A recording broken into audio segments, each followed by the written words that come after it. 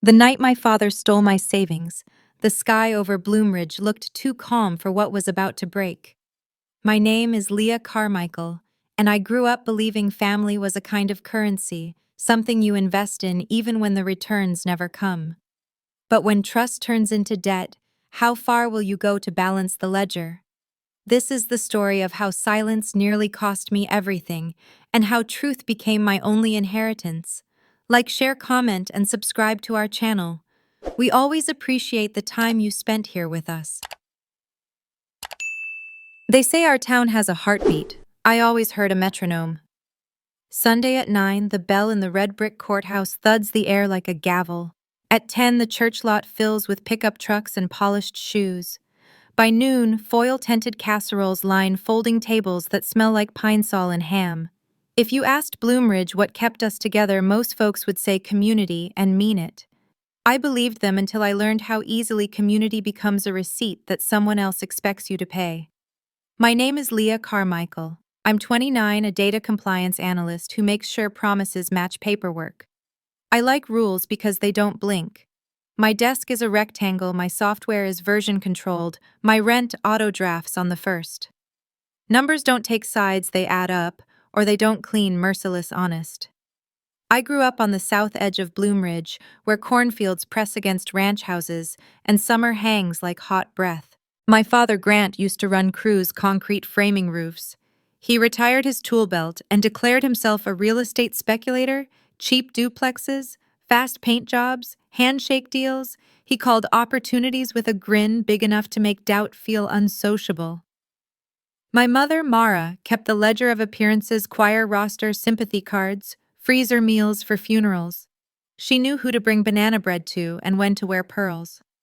My brother Ethan was the town's favorite headline: good cheekbones, big talk plans that needed just one more week, one more loan, one more sign of faith. Potential, Dad said, like it was currency we could mint at home. I was the responsible one, which in our house meant deductible. I paid my way through the state college scholarships, night shifts at the hospital billing office, a love affair with spreadsheets, because they were the only thing that did exactly what I asked. After graduation, I lived at home to kill my student loans. Mom called me her steady girl, which sounded like praise, until she slid my savings across the table toward Ethan's latest try. Dad said it wasn't a handout, it was family equity. Ethan kissed my cheek and promised he'd pay it right back. He always meant it. Meaning isn't money. Bloomridge approved. After service, Mrs. Crenshaw clasped both my hands and told me how inspiring Ethan's hustle was, all that entrepreneurial spirit. At the Rotary picnic, men with sunburned necks asked my father about the next flip, while he laughed with his chest like he was allergic to small thinking. Potluck nights, I carried deviled eggs the way a soldier carries rations. We were a community. We shared mowers and recipes and babysitters. It looked like love. Mostly it was credit. I kept my own ledger, not on paper, but in a grid in my head that snapped into place whenever someone said favor. Ethan's row filled itself: August $200 for licensing, October $450 for truck tires, January $1,300 short-term to make payroll for a crew that evaporated by Valentine's. Dad called those entries investments. I called them holes I kept filling so I wouldn't have to watch the people I loved sink. The math never once balanced. At night in my studio above the florist, where the cooler hummed like a lullaby, I opened my laptop and arranged the life I could control. Budget with 4 tabs, goal column labeled down payment in a stubborn blue, auto transfers into a high-yield account I nicknamed Porch Swing.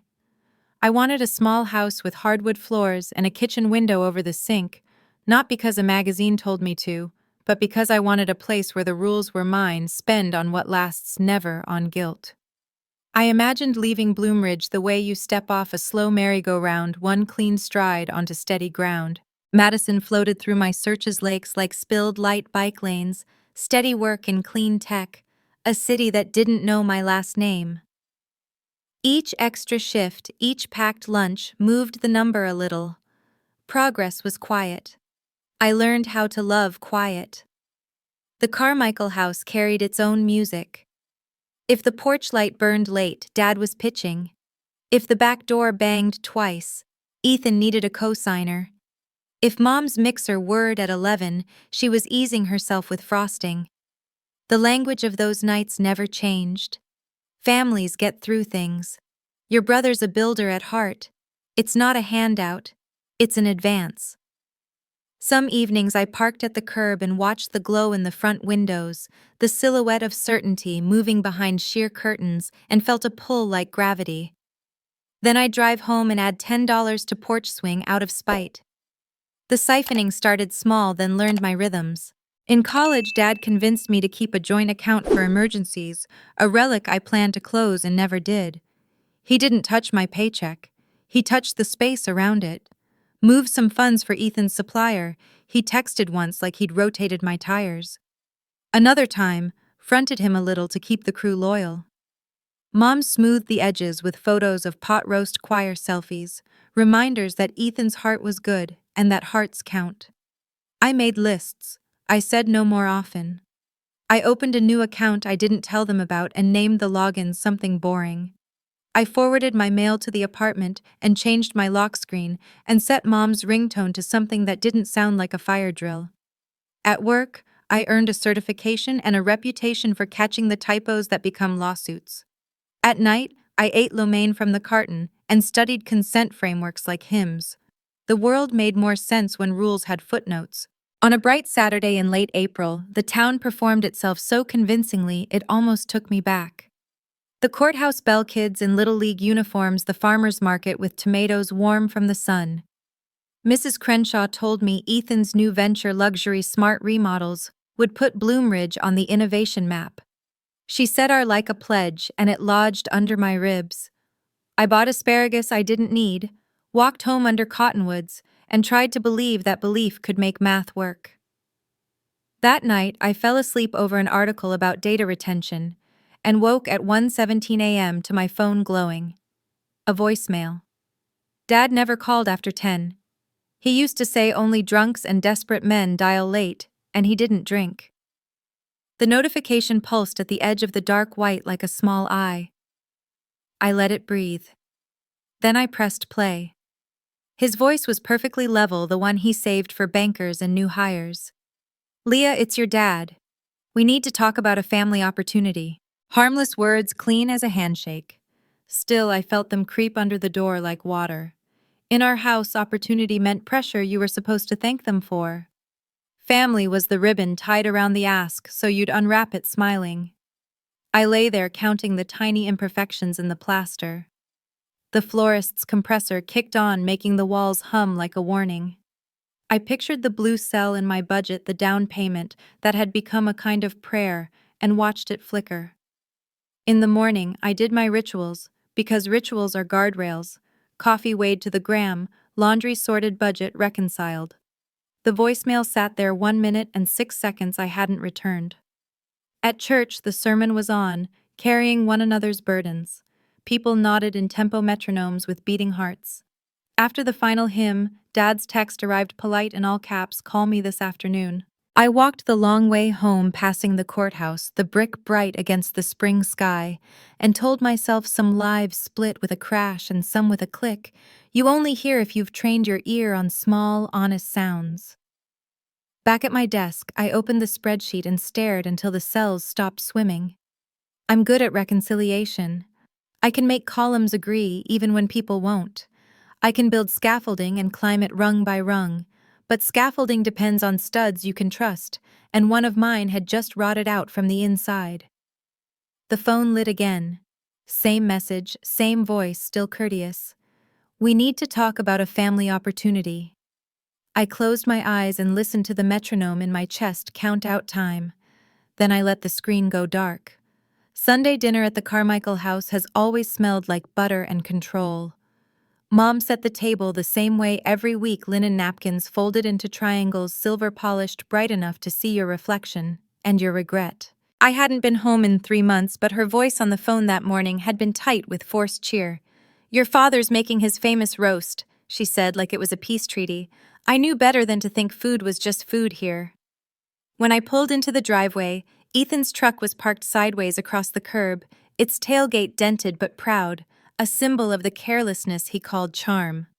The moment I stepped inside, conversation stopped, like someone had flipped a switch. Dad was at the head of the table, shoulders back, eyes bright with the kind of excitement that always made me uneasy. "There she is," he said, clapping his hands together. "Perfect timing. We were just about to toast." Ethan grinned one arm around his fiancée Rachel, a woman with polite eyes and nails so sharp they caught the light. A bottle of champagne sweated in the ice bucket beside the mashed potatoes. Mom raised her glass first. To family and to new beginnings. She looked at me waiting. I lifted mine out of reflex, though the bubbles burned dry. Ethan leaned forward. "Leah, you're going to love this. We're officially launching Carmichael Renovation and Design. High-end remodels, smart homes, sustainability people are going to line up for it." He paused, like he expected applause. I managed a nod. "That's great, Ethan. Congratulations." Then Dad slid a folder across the table, the same tan color as the file I once kept my tax receipts in. "Your brother's got the skill, and I've got the property connections. All we need is liquidity to get the ball rolling. We're taking out a small mortgage on the house, and we thought we'd use some of your savings for startup cash." My fork froze midair. "You mean you're asking for a loan?" Dad smiled in a way that wasn't a question. "Not asking, sweetheart. It's a family contribution. You'll get your return once the contracts start flowing. We're in this together." I laughed, a sound too sharp for the room. "That's not how this works. My savings are for my down payment. I'm not investing in something I haven't even seen a business plan for." Ethan's grin thinned. "Don't be dramatic, Leah. It's not like we're taking it. It's an advance. We just need to show liquidity to the bank." Mom reached for my hand. "Honey, it's only fair. Your father and brother are building something for the family's future. Don't you want to be part of that?" I pulled back. "Not if it means gambling everything I've worked for." Dad's voice dropped into that dangerous calm he used with contractors who were late. "You wouldn't even have that money if we hadn't let you live rent-free. You owe this family some faith." The word "owe" landed like a verdict. Rachel cleared her throat and tried to soften it. "We'll pay you back, Leah. We just thought you'd trust us." The roast cooled while the argument heated. My pulse was a hammer in my ears. I tried logic, interest rates, timelines, liability, but logic has no seat at this table. Mom began to cry, whispering how she didn't want us to fight. Ethan slammed his palm down. "You always think you're better than us just because you read the fine print." Dad rose halfway out of his chair.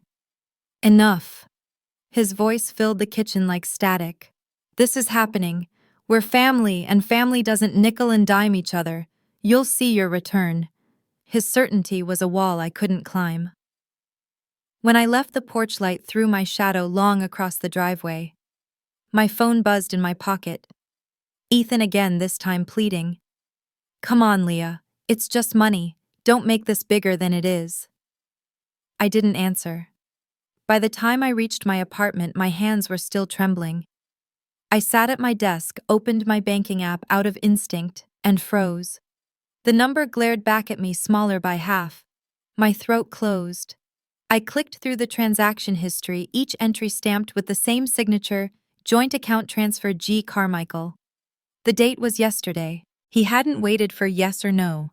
He'd already decided. The drive back was a blur of white lines and rage. The house was dark except for Dad's office window. He didn't even flinch when I slammed the door open. "You took my money," I said, voice steady but shaking underneath. He swiveled in his chair, calm as a man discussing weather. "I moved family assets where they're needed. You'll benefit too." "It's theft," I said. "Call it what you want," he replied, "but don't forget who kept you afloat through college. We all sacrificed." I stepped closer. "You didn't keep me afloat. I worked for every cent. You just found a way to skim it." He stood tall enough to fill the room. "Watch your tone." The threat was quiet, deliberate, polished over years. "You'd better remember who took care of you when no one else would." Mom appeared at the door, clutching her robe. "Grant, please." Her voice cracked, but she didn't move toward me. She just looked between us like a referee already picking sides. I realized then that there would never be another conversation that ended differently. I left without another word. The screen door banged behind me, echoing down the porch steps like a gavel. The night air bit cold against my skin. I walked to my car with the hollow certainty that something irreversible had just happened. By the time I hit the highway, I wasn't crying anymore. The town fell away behind me, streetlights, gas stations, all the tiny anchors of belonging, and in the rearview mirror, Bloomridge shrank to a blur of orange and black. My whole life had fit inside that map until now. I drove until the road signs stopped naming places I knew, until the silence felt less like running and more like starting over. Madison smelled like rain and new chances. When I crossed the city line, the air shifted cleaner somehow, like someone had scrubbed the sky. I found a studio overlooking Lake Mendota, one room, and a view that made me feel like I'd earned silence. The landlord, a retired teacher named Mrs. Fallon, handed me the keys with a smile that didn't ask for backstory. I started my job the next Monday at Helios Cleantech, a mid-sized firm that built renewable infrastructure for state projects. The office buzzed with steady ambition people who measured progress in kilowatts, not gossip. My cubicle was small, the fluorescent lights merciless, but the data made sense. I audited compliance reports, matched figures to invoices, hunted inconsistencies the way other people hunted conversation. It was work that rewarded patience, and patience was something my family had trained out of me long ago. I built new routines from scratch. Up at 6, coffee black, jog around the lake path until my lungs burned clean. At work by 8, home by 6, dinner by habit. No phone calls to screen, no guilt to soothe. 6 months passed like steady arithmetic. My savings account, the one I rebuilt under a new bank name, began to grow again. Slow, honest, untouched. Some nights I'd sit on the balcony watching rowers slice through the dark water and feel the faintest trace of peace. Not joy yet, but quiet satisfaction that my life had stopped leaking. Outside work, I started volunteering at a community financial literacy center on Saturdays. It was something small, helping college kids and single parents understand credit reports, budgeting, and scams.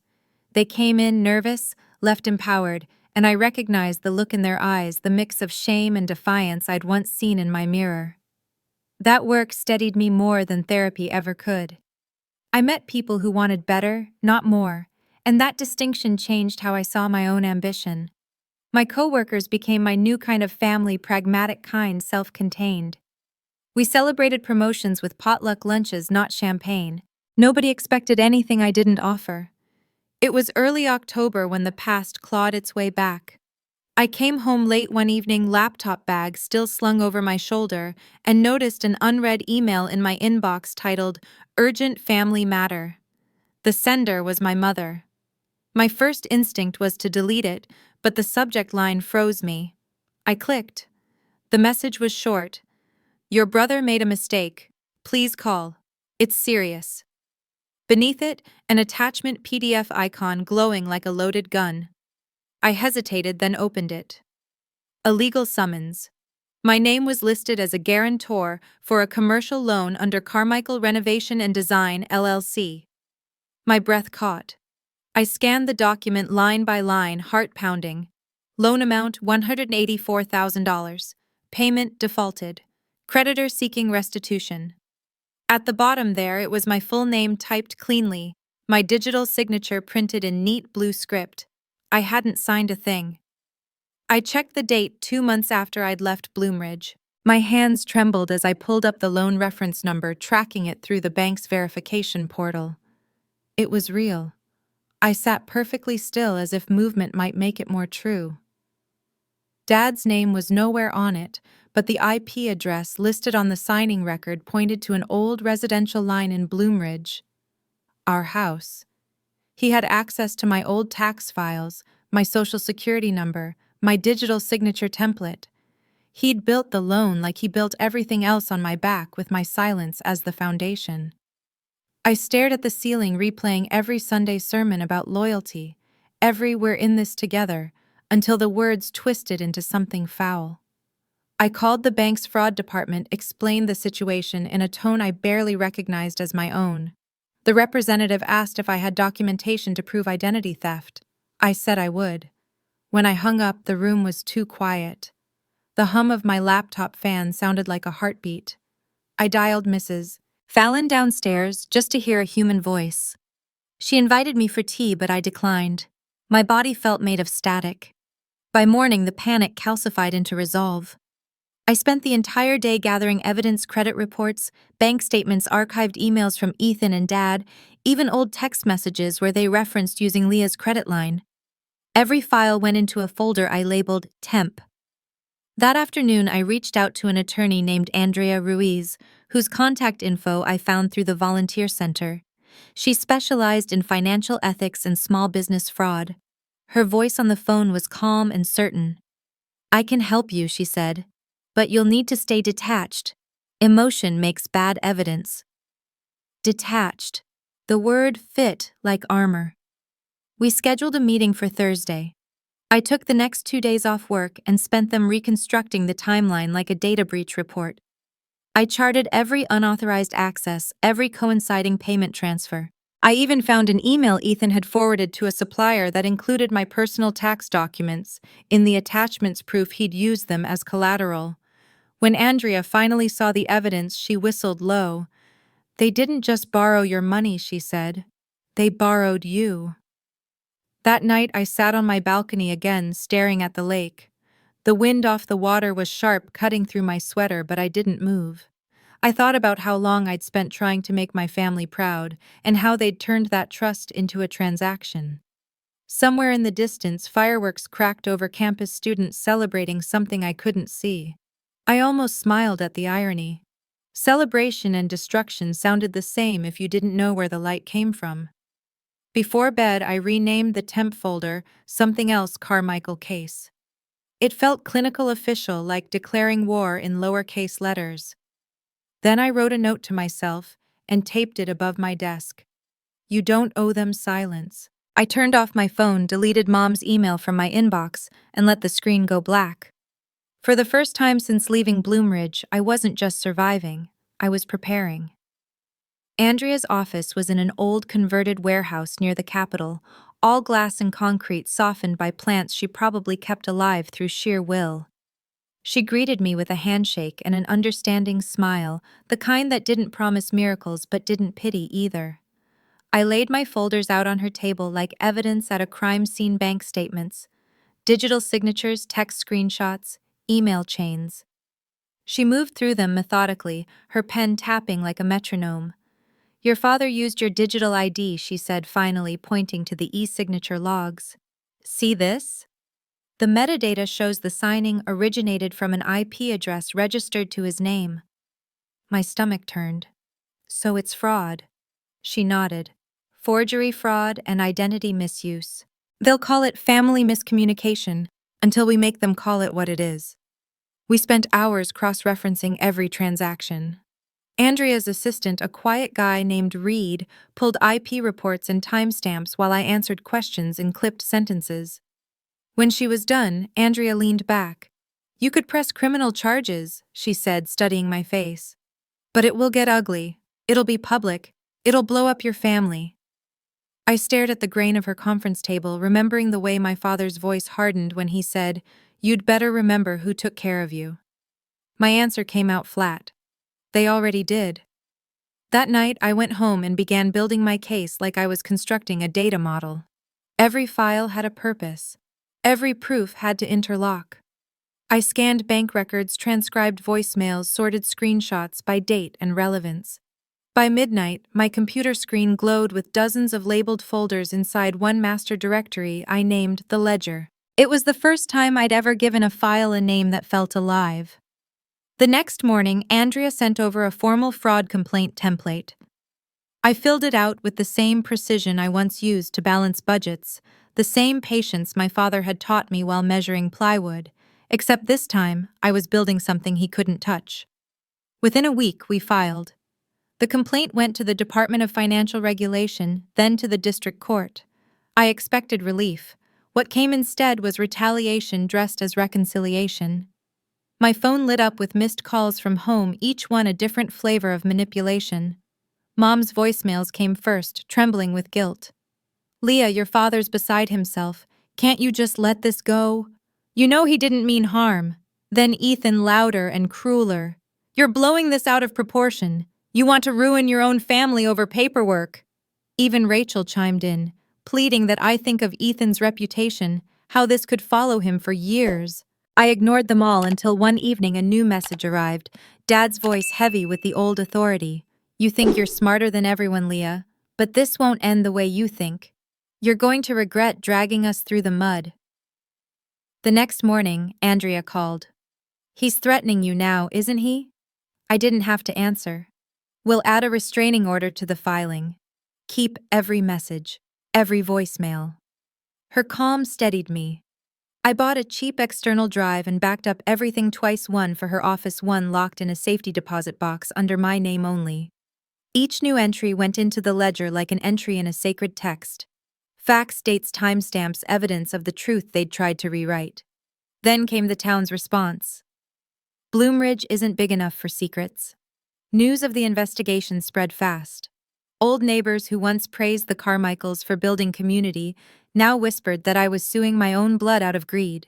I saw a Facebook post from one of Mom's church friends. "Some daughters never learn loyalty." It gathered likes from people who'd once eaten my birthday cake. My stomach twisted, but I didn't comment. Andrea's advice echoed detached, not defensive. Still, it hurt. At night, I'd reread old letters from Mom, her cursive loops full of the warmth she used to have before money turned everything transactional. She used to sign them "Love, always Mom." I kept those in a separate folder, not for evidence, but as proof that love had once existed in some version of us. The harassment escalated slowly. One night, I found my apartment mailbox pried open, junk mail scattered on the floor. Another morning, my car windshield bore a deep key scratch across the hood. No note, no witness, just a message carved in metal. The police took a report and promised to increase patrol presence. I stopped parking on the street. I bought new locks. Fear moved in quietly, like a roommate I couldn't evict. But the fear sharpened me. I worked longer hours, volunteering more at the literacy center when I could. I began teaching a new workshop titled "Protecting Yourself from Financial Exploitation." My students didn't know I was living proof of every cautionary tale. Teaching it made me believe in my own competence again. At night, I updated the ledger with a ritualistic precision, every entry a nail sealing the coffin of my family's version of the truth. Then one Thursday afternoon, Andrea called with news. The regulator's office accepted the complaint. "They're investigating both the loan and your father's real estate filings. They found more discrepancies, loans tied to other people's identities."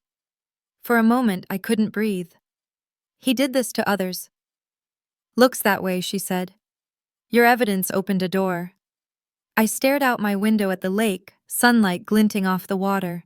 Somewhere below that surface, I imagined the old version of me, quiet, compliant, desperate to be forgiven, sinking slowly out of sight.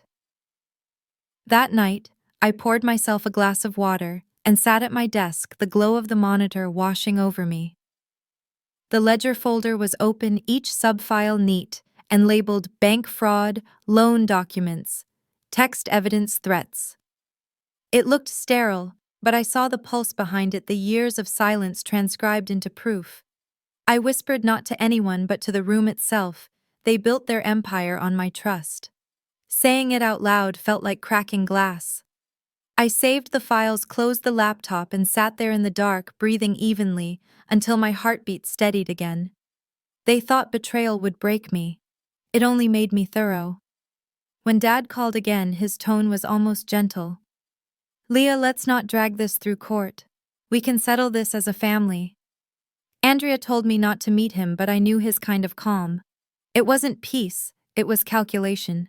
He proposed dinner at the Old Mill Steakhouse, the place where he used to take clients when he wanted to impress them with local charm and thick steaks. "Just talk," he promised. I agreed, not because I trusted him, but because I wanted to look him in the eye when I said no. The restaurant was half full, amber light glinting off framed photos of farm tools and faux history. I arrived on time. They were already seated.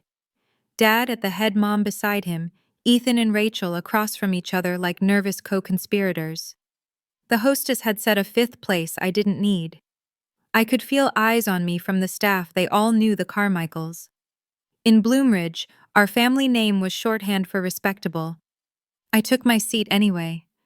Dad's smile didn't reach his eyes. "You look tired," he said, cutting into a roll. "This must be wearing on you." I folded my napkin into my lap.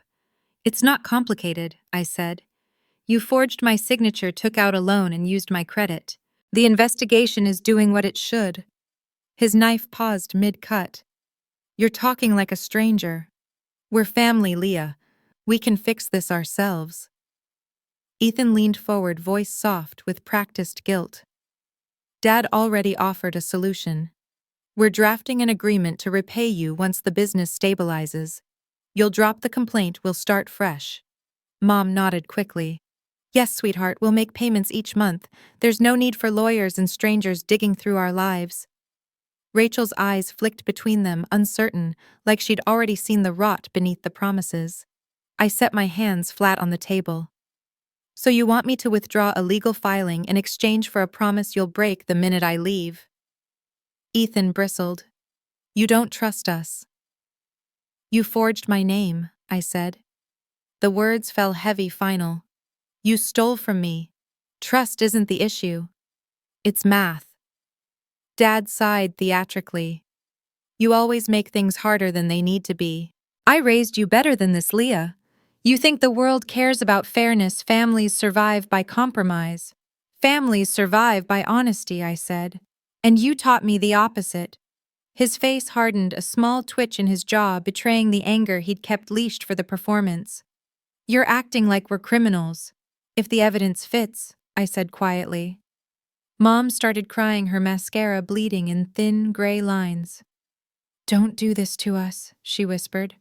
"You don't understand how hard your father worked for what we have." "I do," I said.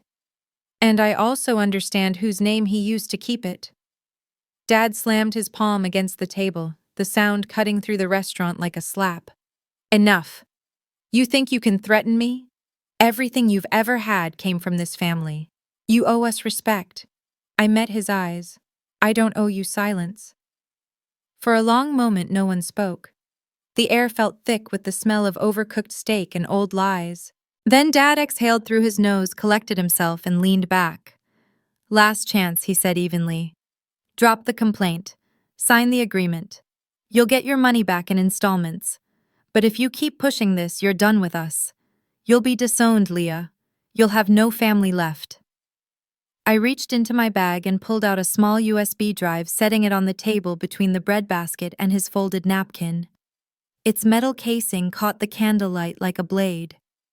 "This drive contains every document, recording, and transaction linked to your fraud. I've already filed a copy with my attorney and with the Department of Financial Regulation. Another backup is stored in a secure cloud drive." I met his gaze and didn't blink. "This isn't a threat, it's insurance."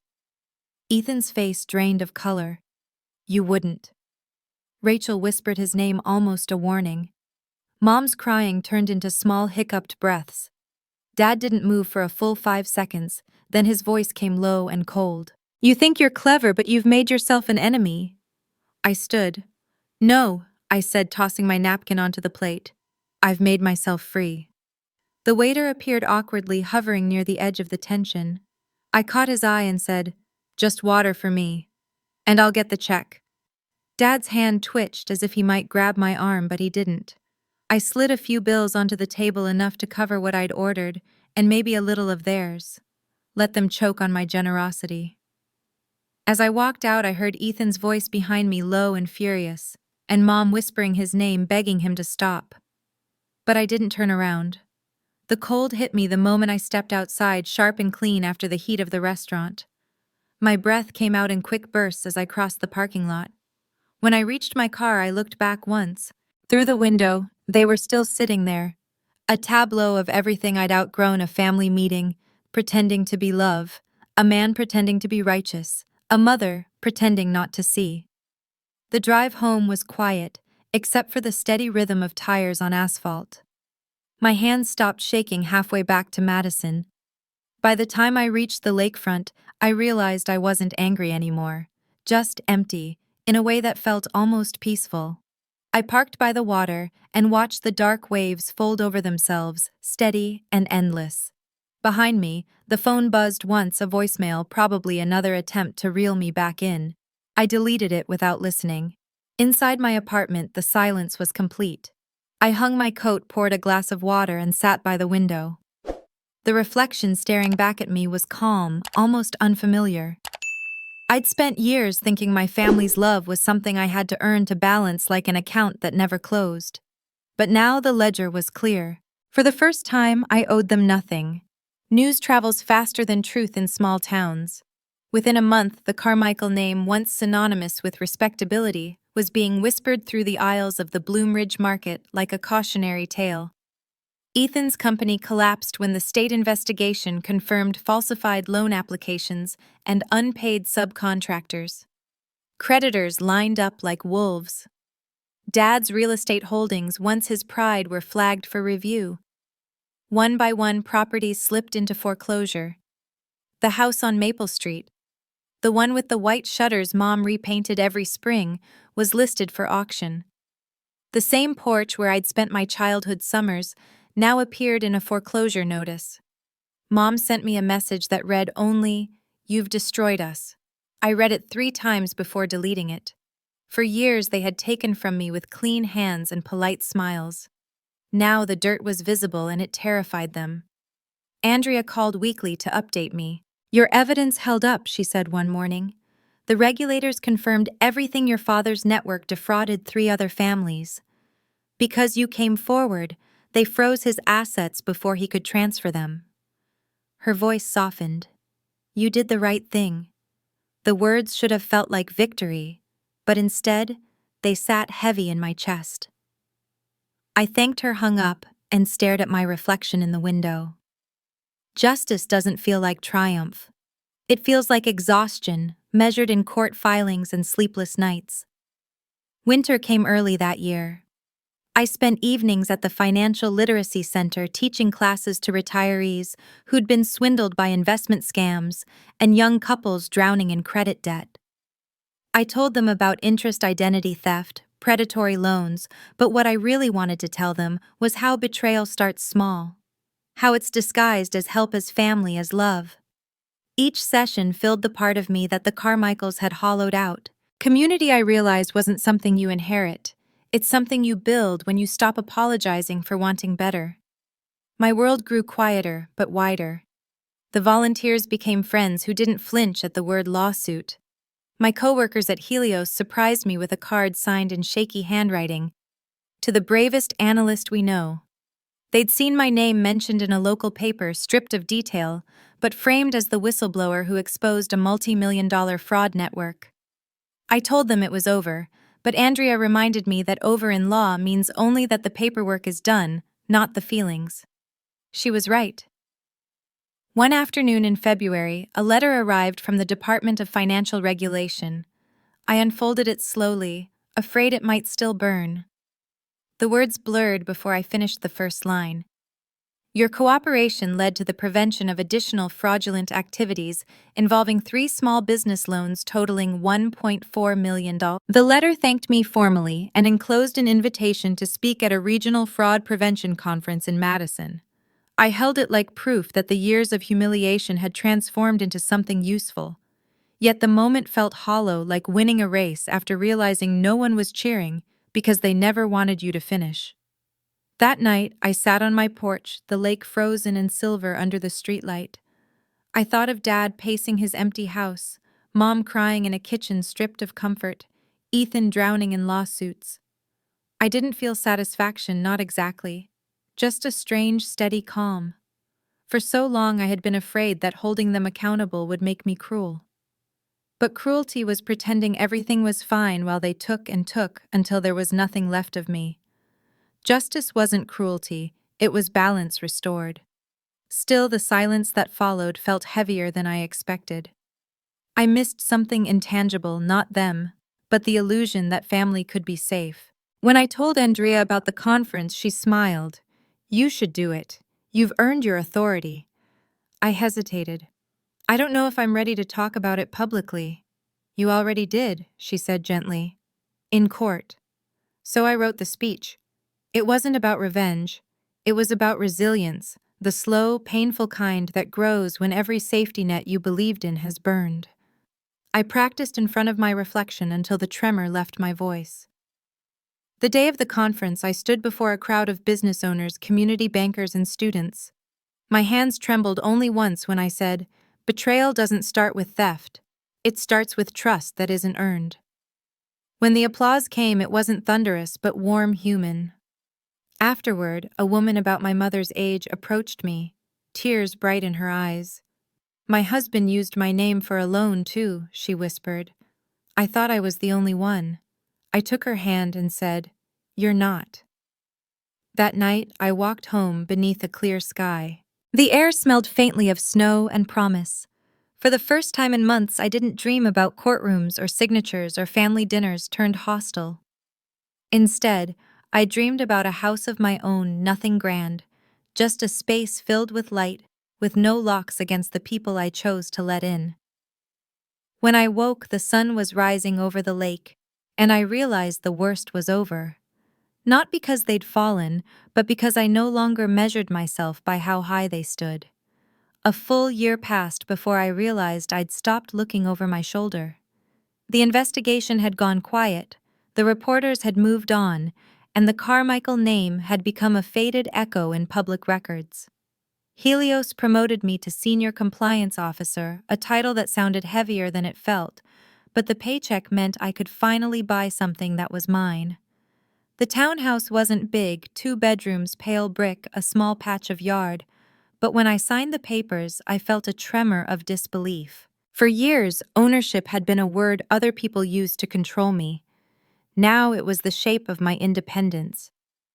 The day I moved in, I planted a young dogwood tree in the corner of the yard, its thin trunk wrapped in twine for support. Mrs. Fallon helped me carry the potting soil from her car and said dogwoods grow slow but strong. They don't need much, just time and space. I understood exactly what she meant. The weeks blurred into a rhythm I hadn't known I wanted. Work morning runs, evening walks around the lake. On Sundays, I read instead of calling home. No more guilt disguised as conversation. I filled the second bedroom with bookshelves and a desk, calling it my office, even though half the time I sat there just to watch the sunlight move across the floor. For once, the quiet wasn't punishment. It was peace. Then one morning in late April, a knock sounded at the door. I wasn't expecting anyone.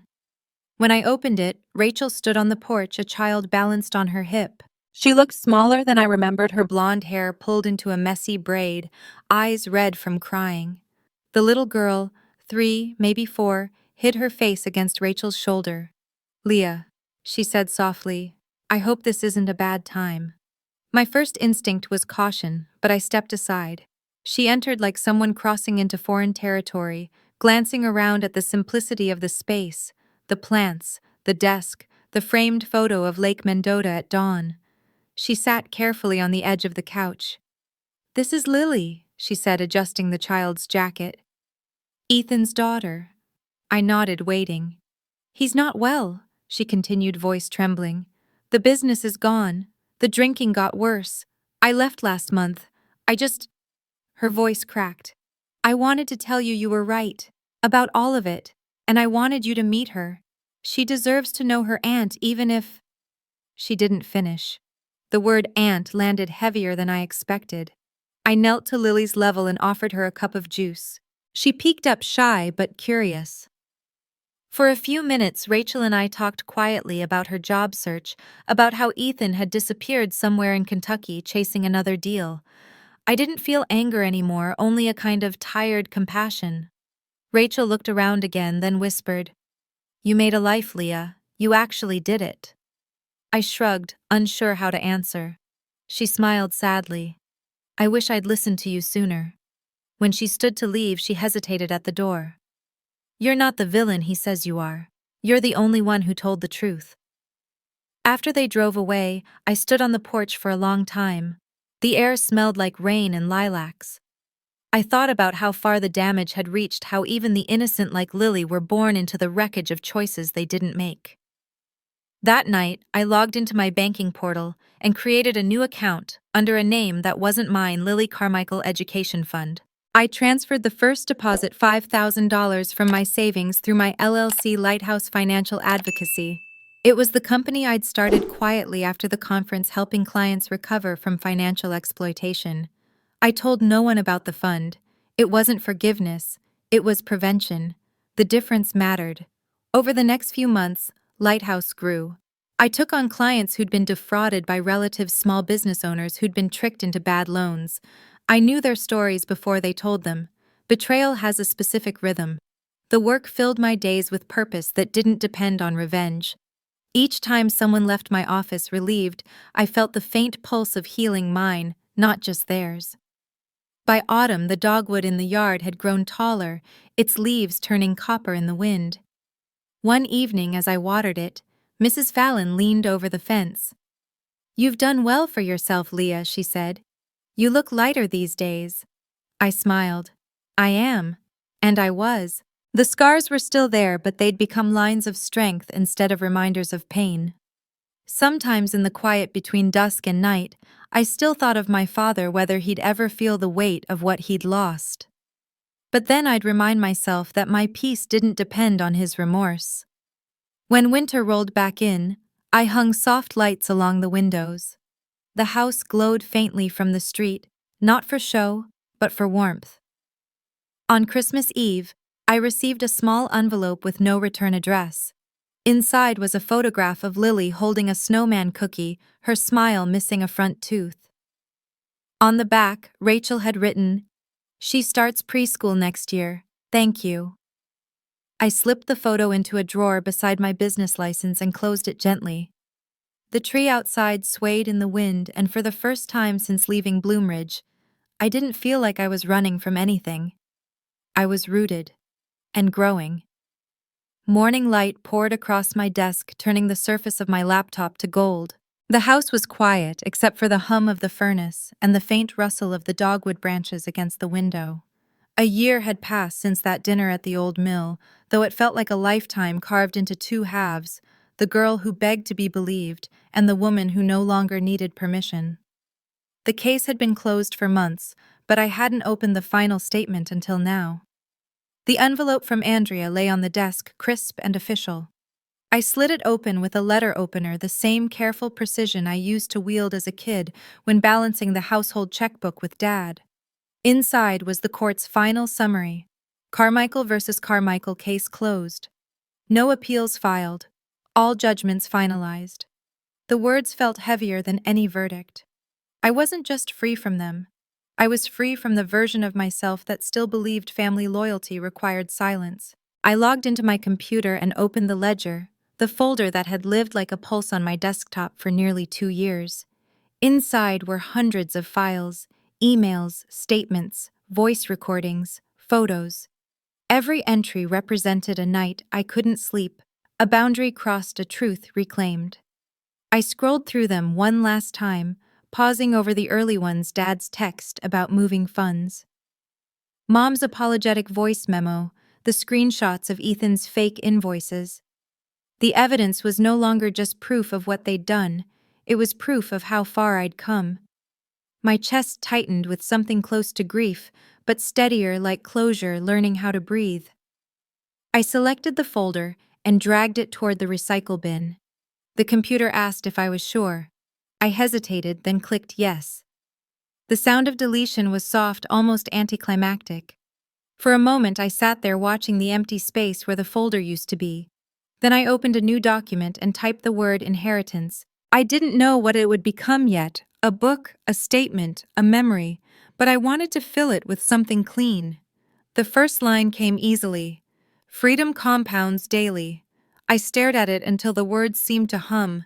It wasn't a mantra, just math finally working in my favor. Later that afternoon, I met Andrea for coffee near the courthouse. She looked different. Relaxed hair, Loose, smile, genuine. "How does it feel?" she asked. I thought for a moment. Like I finally closed an account that's been overdrafted since childhood. She laughed softly. "That's poetic." "It's true," I said. "I used to think justice would feel like fireworks. Turns out it feels like peace." We talked about her new clients, about my plans to expand Lighthouse into a nonprofit offering pro bono services for victims of financial abuse. When we parted, she squeezed my shoulder. "You turned pain into infrastructure, Leah. Not many people can do that." Back home, I brewed tea and stood by the window. Outside, the dogwood had started to bloom again, pale white flowers trembling in the wind. I remembered Mrs. Fallon's words, slow but strong. She'd been right. Roots didn't need applause. They just needed time. Across the street, a neighbor's kids were learning to ride bikes, their laughter carrying through the air. It struck me then that the world had kept spinning through every crisis of mine, indifferent but welcoming. Survival wasn't about being seen, it was about staying steady long enough to rebuild.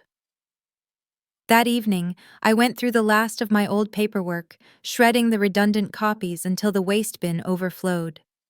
When I found my birth certificate at the bottom of a stack, I traced the faded ink of my father's signature. It used to represent authority. Now it was just handwriting on paper. I slipped it into a new folder labeled Keep. The rest went to recycling. Every sound of the shredder felt like another layer of guilt thinning to dust. As night fell, I sat on the porch with a blanket and a cup of tea, watching the city lights shimmer on the lake. Somewhere downtown, a church bell rang the hour. I thought of my father, maybe sitting in some rented apartment counting the pieces of his broken empire. Of Mom, probably still trying to explain to her friends that I'd misunderstood everything. Of Ethan, who might never understand that what ruined him wasn't exposure, it was entitlement. They each carried their own versions of the story now, but mine was the only one that led forward. I no longer needed to prove anything to them.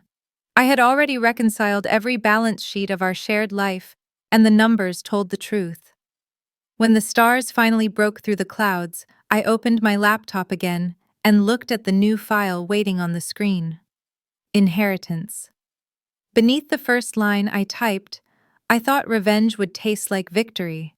It tastes like clarity. Then I saved it, closed the lid, and let the night take the silence. In the distance, wind rippled across the lake, carrying the faint scent of rain and earth. It reminded me of the first morning I'd arrived in Madison, uncertain, hopeful, free. I looked toward the dogwood, its blossoms pale and defiant against the dark. Tomorrow I'd have to water it again, check the soil trim, the dead leaves. Growth. I'd learned was maintenance as much as miracle. My story wasn't about destruction anymore. It was about endurance. I whispered a quiet goodbye to the ledger, to every sleepless night it had recorded, every proof it had preserved. Then I closed my eyes, listening to the rhythm of the wind against the house, steady and calm. The ledger was gone, but the account remained open in the best way possible, a life that finally balanced. As Leah's story closes, we leave her standing beneath the blooming dogwood, finally free from the weight of her family's lies. If her journey moved you, take a moment to share your thoughts below. We read every single comment you leave. Don't forget to like, subscribe, and turn on notifications for more stories about resilience, betrayal, and redemption. Thank you for listening. This has been a story from Revenge Hour. We'll see you next time.